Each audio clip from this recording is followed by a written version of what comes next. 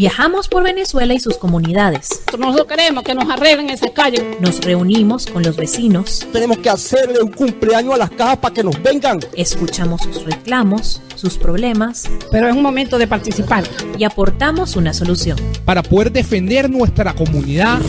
Es lo que estamos aquí, participando. Periodismo de soluciones en acción. Amigos de Venezuela Adentro, el día de hoy tenemos con nosotros Oscar Misle, uno de los directores de SECODAP, esta ONG que ya desde hace muchísimo tiempo viene ocupando un espacio importantísimo en todo el tema del cuidado a nuestros niños, niñas y adolescentes. Este es un momento para el país, bueno, para todo el mundo, ¿no? Complicado por el tema de la pandemia. Nuestros niños educándose por internet, la situación en la casa complicada porque todo esto suma el dinero no está alcanzando y esto genera climas de tensión dentro de los hogares en un fenómeno pues muy lamentable como es el del maltrato. Gentes, bienvenidos. Gracias, no te escuché muy bien la última parte, Isabel. Bueno, no, el tema que toda esta situación está generando, una violencia intrafamiliar muy preocupante. Así es. Fíjate, son 7 meses, una cuarentena extendida, no pensábamos que iba a ser tan larga. Sin embargo, son 24 horas que tenemos que compartir los diferentes miembros de la familia, a veces con situaciones que no son a veces no, en muchos casos con situaciones que no son las idóneas, el espacio no es suficiente como para que cada quien pueda tener sus momentos de estar a solas consigo mismo por la cantidad de familia que tiene que estar tantas horas juntas. Con el tema de la escuela, que no se puede ir a la escuela, no se pueden tener clases presenciales, se complica la situación porque la escuela era como un espacio protector de desahogo de los niños, un espacio de interacción con otros. Sin embargo, eso no está. Y todo eso genera malestar, genera frustración, genera angustia. Entonces, la violencia intrafamiliar, vamos a definirla que es la agresión física, psicológica, gestual, simbólica, entre los miembros de la familia. Puede ser los padres que violentan, castigan físicamente a los hijos, pueden ser los hijos que también de alguna manera agreden a los padres. El adulto mayor también forma parte de la familia, muchas veces es agredido, incomprendido, rechazado, excluido. Entonces se complica la dinámica familiar. La convivencia familiar se hace complicada porque la agresión se convierte en una forma de desahogo, en una forma de relacionarse, en una forma de drenar todo lo que está muchas veces reprimido, que no está identificado, porque la misma dinámica no nos da espacio, sino para la sobrevivencia. Entonces, la violencia familiar es una violencia en donde cada uno de los miembros la vive de manera distinta, la sufre de manera diferente y genera huellas, genera heridas diferentes también dependiendo de la relación, del vínculo, de las circunstancias que se viven.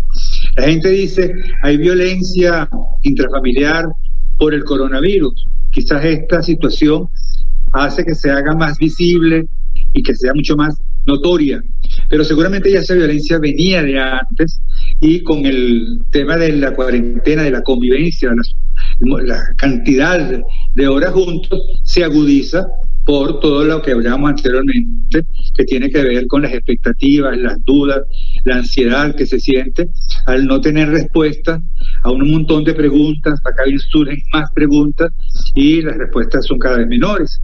Entonces eso hace que haya un clima familiar que complejiza las relaciones entre los distintos miembros, ¿no? Y ustedes dentro de SECODAP han recibido últimamente denuncias o mayor número de denuncias que, por ejemplo, el año pasado, Oscar. Fíjate tú, en el tiempo de cuarentena, y ni siquiera los 7 meses, ya cuando teníamos unos 4 meses, nos preguntamos eso en el servicio de atención psicológica de SECODAP. Tenemos un servicio de atención psicológica que es gratuito para atender a personas menores de 18 años. Y cuando hicimos la evaluación de los casos que llegan ahí, en un 31%, los casos eran precisamente por problemas de convivencia, alteraciones del estado de ánimo, situaciones de roce interno. Estos eran los motivos de consulta. Pero preocupa algo, De ese 31%, de esas 1.407 familias beneficiarias, de ese 31%, 20% eran por adolescentes que consultaban por ideas y acción suicida. Eso nos preocupó mucho porque es una cifra alta, sobre todo adolescentes. Y aproximadamente un 17% por casos de maltrato a niños, castigo físico a niños. Eso, como te digo, los usuarios, los que van a SECODAP a buscar apoyo psicológico, psicosocial, para poder mejorar la convivencia con sus familias. Entonces sí lo hemos podido ver en los motivos de consulta, en la atención que damos en el servicio de atención psicológico, que ha habido un incremento en estos momentos de aislamiento físico. ¿Qué razones estarían argumentando estos casos, Oscar? Fíjate tú, sobre todo en el caso de los adolescentes, cuando se tiene dudas en sus proyectos de vida, cuando las esperanzas, cuando los sueños que se tenían no son factibles, porque la incertidumbre es la que arropa, la poca posibilidad de que los adolescentes, los niños se puedan unir sobre todo el adolescente que está configurando su identidad, reunirse con sus pares para hablar de sus problemas, encontrarse con su noviecita, su novio, porque están floreciendo, en pleno florecimiento de su sexualidad y su afectividad en relación al enamoramiento. Toda esta imposibilidad de poder hacerlo factible genera frustración, genera ansiedad, genera rabia. Y a veces el adolescente no tiene los espacios para poderlo compartir, para poderlo hablar, si sumamos todo el tema de la desconexión, todo el tema de los servicios públicos, las pocas posibilidades que hay para recrearse, para un poco ir drenando todo, comunicar todo aquello que va viviendo. Todo eso se junta, todos esos factores hacen que haya una situación en donde el sentido de la vida se vea incierto. Y sí, entonces claro, las ideas suicidas un poco como no para quitarse la vida, sino para liberarse del sufrimiento. ¿Hay algo que se puede hacer para canalizar esta frustración, esta tensión? Fíjate lo que hacemos en SECODAP.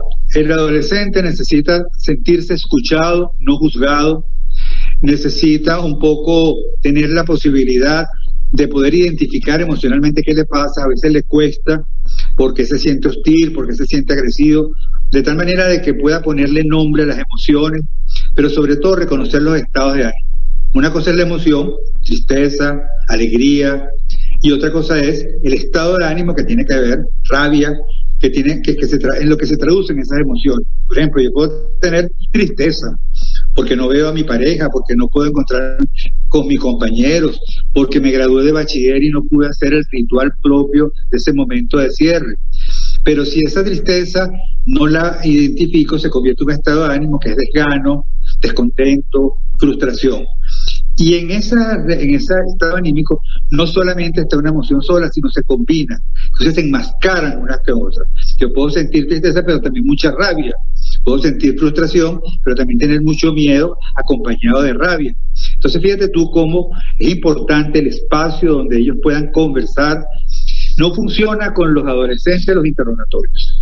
Cuando tú le haces un interrogatorio al adolescente, lo que vas a tener son frases lacónicas o de repente levantarte los hombros, un gesto, porque el adolescente está pasando por un momento que a él mismo le cuesta identificar sus emociones, reconocerlas, verbalizarlas sobre todo. Entonces, el poder tener espacio cuando van a la consulta, o pueden ser personas con quien ellos puedan relacionarse y conversar, el hecho de poder reconocer que está mal y que no es juzgado, ni tampoco decirles tienes que ser fuerte, no te puedes decaer, sino mira, reconocer, estoy triste. Inclusive el mismo padre, la misma madre puede contar su experiencia. Yo también me siento triste, también a veces tengo rabia y tristeza al mismo tiempo. A mí me funciona cuando trabajo con adolescentes este tema, contarle que la tristeza y la rabia venían caminando juntas. Y resulta ser que la tristeza, la rabia, como es toda eufórica, toda capaz, con dificultad para poderse controlar, vio que estaba un laguito, un pocito, y se mete en el pozo. Cuando se mete en el pozo, la tristeza, que no puede estar sola, se siente abandonada, se siente desplazada, se mete en el pozo también. Y cuando se mete en el pozo junto a la rabia, y la rabia siente que le está ocupando su espacio, que le está quitando, que le está invadiendo, sale del pozo, se viste y se va.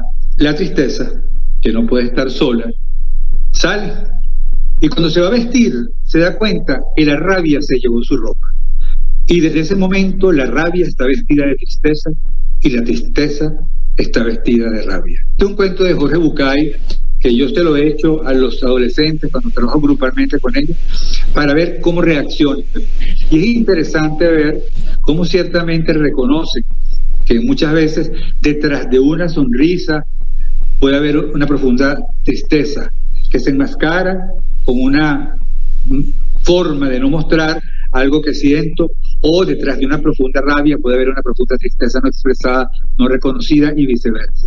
Entonces estos ejercicios prácticos de poder hablar, ver una película juntos, conversar sobre los personajes, sobre la trama, sobre lo que sucede, leer noticias o noticias de otros países y poderlas conversar, eso hace que la gestión emocional, la educación emocional, que es lo que se busca con esto para gestionar sus emociones, se vaya realizando en el espacio de convivencia. Vamos a darle, si te parece, Oscar, paso a las preguntas que ya nos están llegando. Fíjate, una pregunta de súper. Mucha gente cree que la violencia familiar solo sucede cuando ocurre una agresión física, atribuye mucha importancia, por ejemplo, de violencia verbal, una amenaza o violencia psicológica. ¿Cómo es hacer que las familias entiendan que estos hechos son considerados como violencia familiar? ¿Cómo hacer para que las familias, te doy un recortado, Marisabel, para que las familias entiendan? Entienden que estos hechos de violencia verbal y psicológica son también hechos de violencia.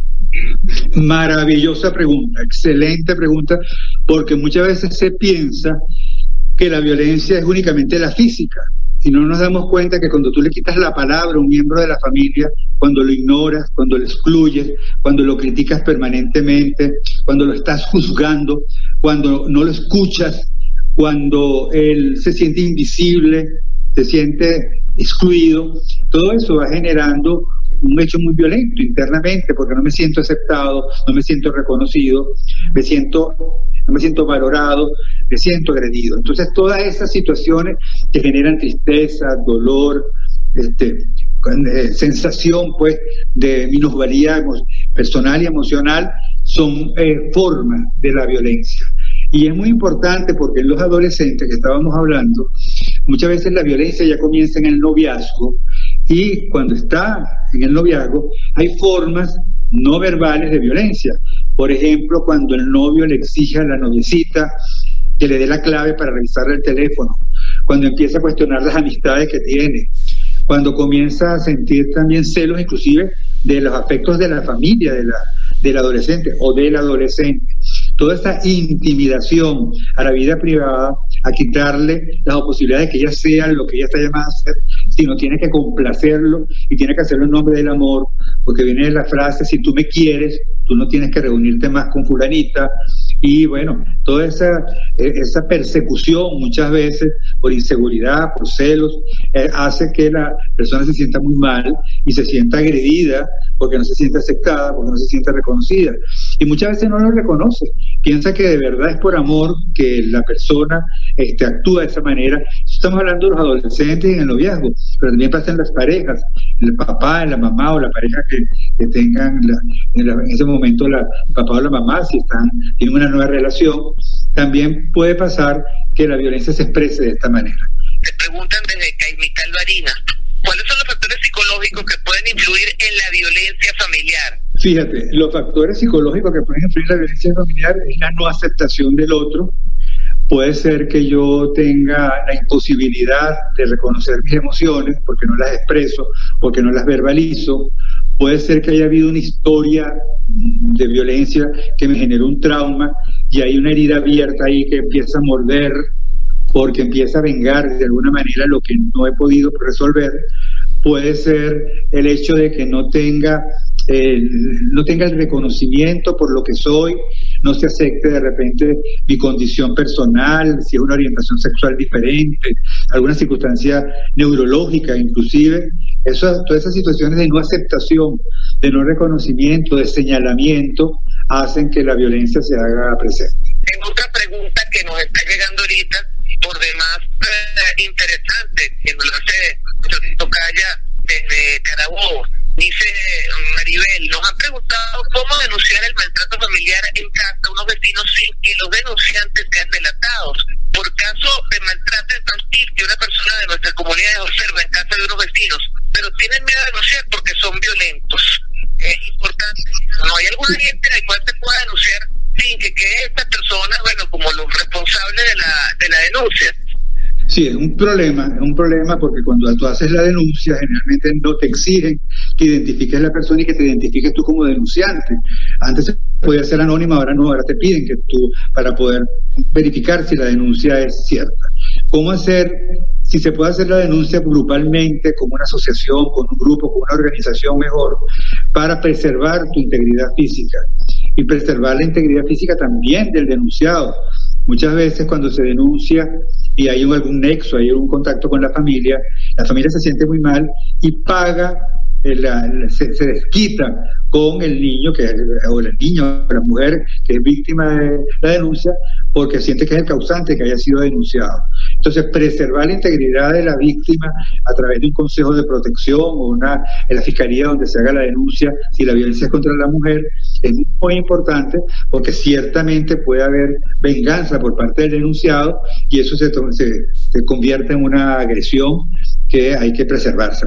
Por eso, si la denuncia se puede hacer como asociación, como grupo, es mejor, porque hay mayor posibilidad de estar resguardados, de estar protegidos. La violencia se desata una vez que la tolerancia en el grupo familiar se agota. ¿Qué mecanismo recomienda para no perder el control?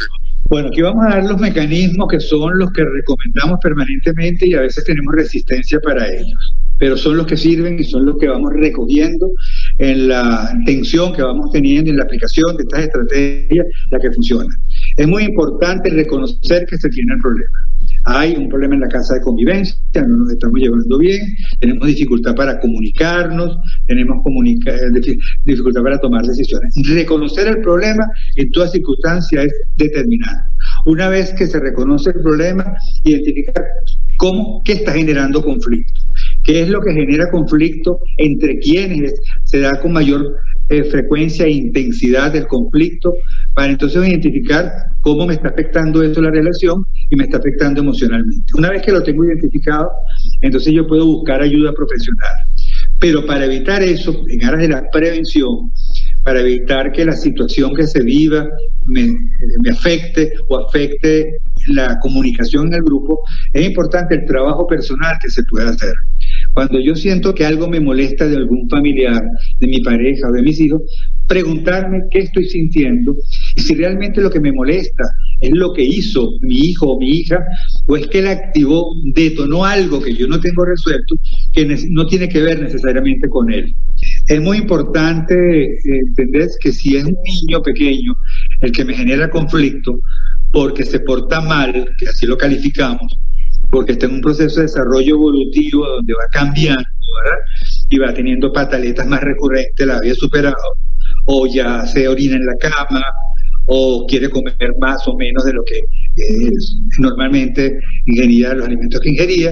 Entonces, ver un poco cómo me afecta eso, porque puede pasar que el comportamiento del niño, que es el que usualmente tenía, lo que está haciendo es detonando situaciones mías que no tienen que ver con el niño, las detona, que tienen que ver más bien con mi pareja, con mi trabajo, con el país, con la carencia o deficiencia de servicios públicos, que como estoy tan tenso, estoy tan angustiado, estoy tan frustrado, el niño lo que hace es activar con su reacción, con sus preguntas, con su forma de actuar en un determinado momento, aquello que no tiene que ver con él, pero que hace que mi explosión, vamos a llamarlo así, emocional se dé. Las emociones hay que expresarlas porque si no explotan, implotan. Explota quiere decir que me enfermo, entonces empiezo a somatizar. Con los niños pequeños es importante ver que ellos también viven la situación que estamos padeciendo, simplemente por ser pequeños no la pueden verbalizar. y la expresan a través de la hostilidad, a través de estas reacciones que nos molestan tanto y decimos son mal creados, tan intensos. Eso te dice la familia, y simplemente ellos lo que están haciendo desde su condición de niño, expresando sus emociones. Ahora, lo que la gente siempre pregunta es cuáles son las estrategias que se deben utilizar. Mira, el que pueda haber un plan en el día, una programación en el día, donde haya espacio para las actividades recreativas, donde haya espacio para las actividades académicas, donde haya espacio para compartir con la familia, donde haya espacio para colaborar o participar en la dinámica familiar, eso ayuda. Pero hay que ser flexible, sobre todo si partimos de la dinámica que se va dando por todas las emociones que no están bien procesadas y que precisamente hay que gestionar.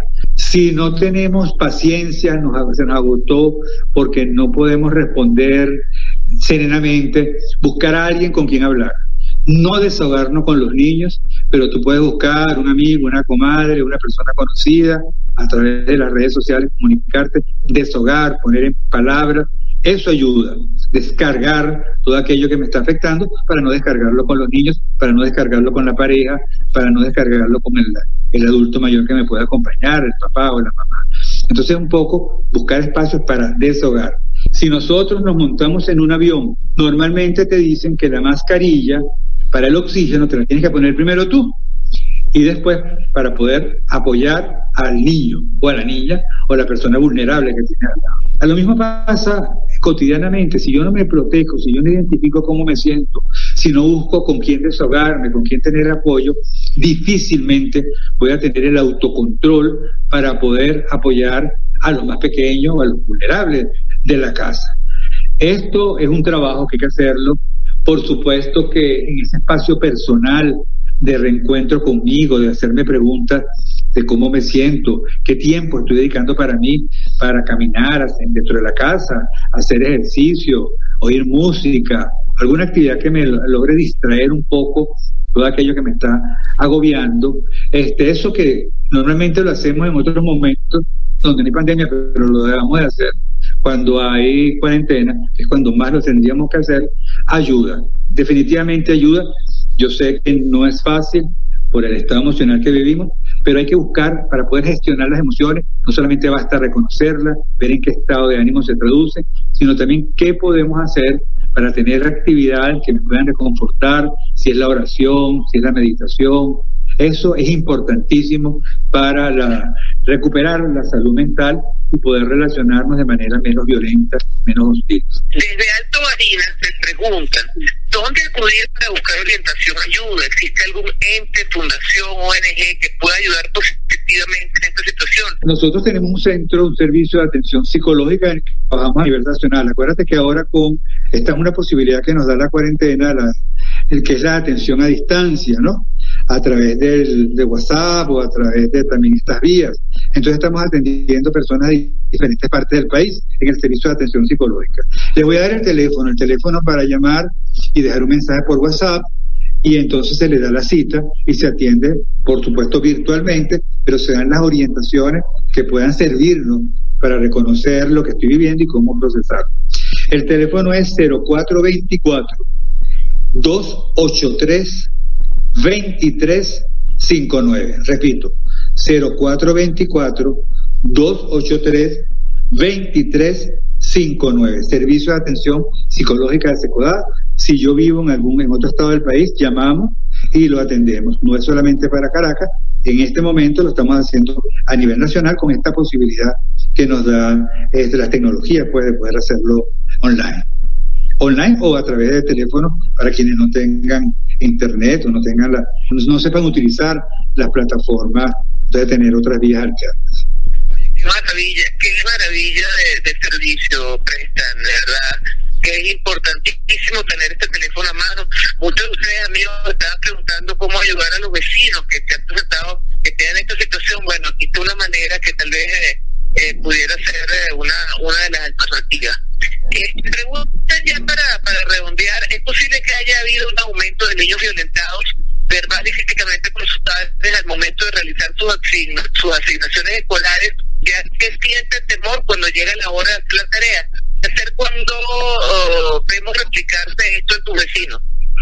Fíjate tú, los motivos de consulta que tienen que ver en estos momentos con castigo físico, agresión, por supuesto, y maltrato, tiene que ver precisamente con eso, Marisabel, con la impaciencia, la preocupación de la familia, porque los niños no se concentran, les cuesta estar 4 horas, hay casos en que tienen que estar 4 horas frente a una pantalla recibiendo clases. Imagínate tú lo que significa para un niño estar 4 horas frente a una pantalla. Los que tienen internet, que es 1/3 de la población, sabemos que las 3/4 partes no tienen internet.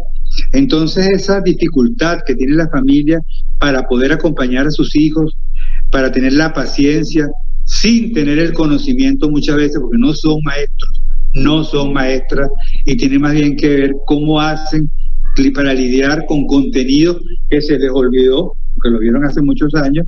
Entonces más bien se les dificulta el poder tener un acompañamiento mucho más sereno, como decía anteriormente, y entonces sí es motivo de violencia, los castigan, le pegan, inclusive la violencia de amenazarlos.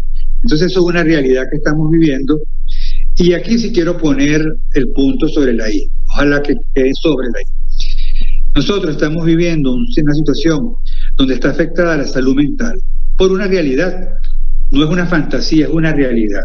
Está amenazada la salud física, tenemos que protegernos, la protección es el aislamiento físico, y eso hace que surja todo lo que hemos venido conversando hasta ahora. Entonces se requieren estrategias, herramientas para yo poder lidiar con todo con este problema de salud mental, llámese ansiedad, angustia, rabia, frustración, en la familia. La escuela, que tendría que apoyar no solamente en lo académico, en lo pedagógico, sino también acompañar con la ayuda de algunos profesionales, que pueden ser las mismas familias, no lo está haciendo. En un estudio que hicimos recientemente con Data Analysis,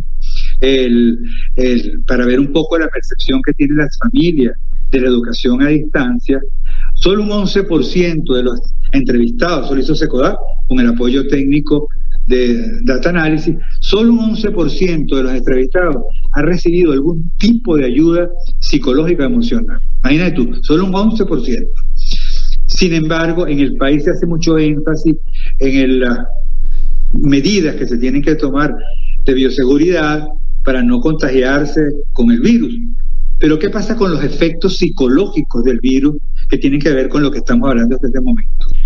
Bueno, agradecemos ampliamente, ya nos hemos tomado más del tiempo previsto, además en virtud de las condiciones de baja señal que tengo yo. Bueno, afortunadamente esta oportunidad el teléfono nos salvó de tener el programa, así que no estuvo tan mal en relación a la transmisión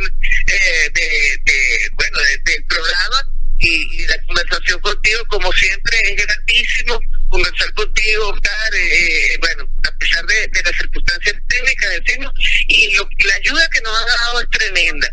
Yo te voy a pedir, por favor, que nos repitas las redes de SECODAP, la forma de contactarlos, porque además sabemos que el equipo que tienen en el medio de 8 psicólogos, además uno de estos psicólogos, como es Abel Saraiva, es una persona abocadísima al tema de la psicología familiar, y seguro nos van a dar muchísimas herramientas. Así que por favor, si nos puedes recordar las redes de SECODAP. Perfecto, mira, por SECODAP a través del Facebook, Instagram y Twitter, @SECODAP, @SECODAP, con 6 al final, @SECODAP, a través de la página web secodap.org.be, y a través del teléfono que le propusimos hace rato, 0424-283-2359. Y mis redes sociales, @Oscar Misle en Twitter, Oscar Misle Terrero en Instagram. Por ahí con mucho gusto los podemos orientar. Agradecidísimo, Oscar, nuevamente por todas estas herramientas y por esta conversación tan grata, a pesar del tema, un tema duro. Y bueno, les invitamos a ustedes, amigos, que sigan a SECODAP, y por supuesto que estén atentos a todas sus recomendaciones que dan a través de las redes de su página web y las distintas entrevistas que suelen dar a los medios de comunicación. Así que un abrazo, Oscar, saludos a toda esta gente maravillosa de SECODAP, y ustedes, amigos de Venezuela Adentro, mis queridos representantes de ONG, mis héroes anónimos, desde aquí como siempre un abrazo, un beso, y el próximo jueves estamos en contacto, nuevamente aquí en Venezuela Adentro. Se les quiere mucho, un besote a todos. Esto fue Venezuela Adentro. Síguenos en Twitter e Instagram como @VE_Piso_Adentro, o puedes escribirnos por nuestro correo electrónico veadentropodcast@gmail.com.